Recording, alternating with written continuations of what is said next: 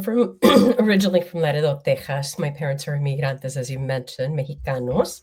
I was born in southern Texas, in Laredo, and te digo, ni de aquí ni de allá, because I traveled all over southern Texas. We lived in multiple cities, and my family immigrated to Colorado in the 80s, twice, not once, but twice in the 80s, and back to Texas and over to Colorado. So that's where I grew up most of my years. And yes, because I noticed on the book cover you said Denver, Colorado, and I really want to get into your book.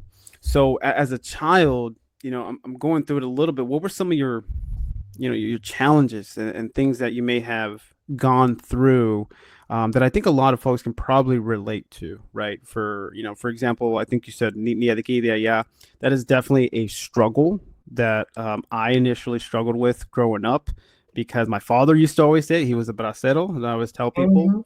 and it didn't hit me until I chaired the Latino Business Resource Group for a Fortune Mhm. 500 company that I was a part of, because a lot of folks get stuck in that identity shift. Am I from America or am I from Mexico?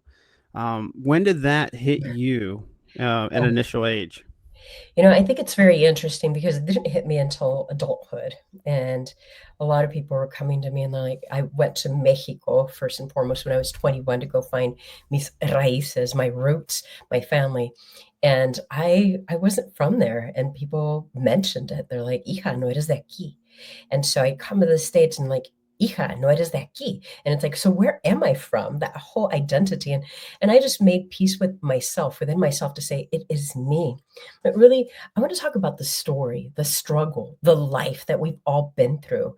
I was running around, I was a kid with a dream. I was 5 years old and I would run around with my tattered books and I would tell my Tio Sergio, someday I'm going to become a teacher.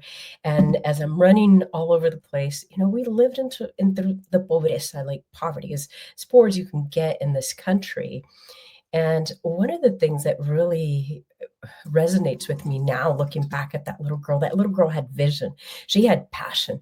Where she lacked books, she had creativity. Where she lacked crayons, she was creating masterpieces in her life. I remember this time we were so poor that my mother said that she could only buy and would only buy, there's a lot of details in between that, but she would only buy one set of crayons. And back in the day, we had these cardboard school supply boxes, some people may remember. And I remember that day where my teacher came up to me. I was in the second grade and we're going through coloring, having a great time. And then all of a sudden, the children, they were excused to go do other activities. And I have my teacher and her assistant standing in front of me, and they're like, Rocio, are you colorblind? And I'm like, colorblind? Why would she say that I'm colorblind?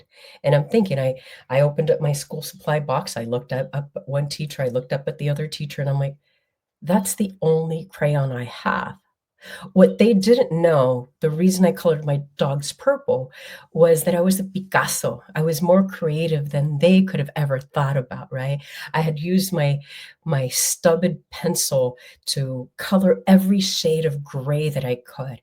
And now is the only thing I had was a little stub of a purple crayon. And I talk about that being my purple dogs.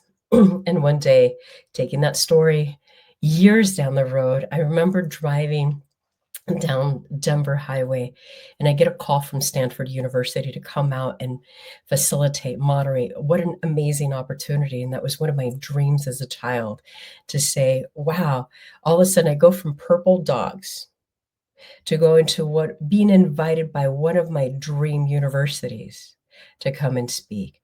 That was my life. That was everything about my life somebody can relate to. And I see that there's a moment by moment, there's moments that we make decisions. I made a lot of choices as well, right? Decision is very fast to make and very fast to unmake. But when I made those choices that I would see above and beyond my current circumstances, that I can see myself in the future. And I know because I saw myself in the future, I lived in the future. I was a teenage mother. I was a runaway. grew up in extreme poverty, extreme abuse, running away from home, being 14 years old and pregnant, 15 years old, instead of having quinceañera, I have a baby, sixth grade education. I put myself through university. And I say that I went through the school of hard knocks. And I feel like I have a triple PhD in the school of hard knocks and been leading people along the way so that they can achieve their version of a happy, healthy, and fulfilling life.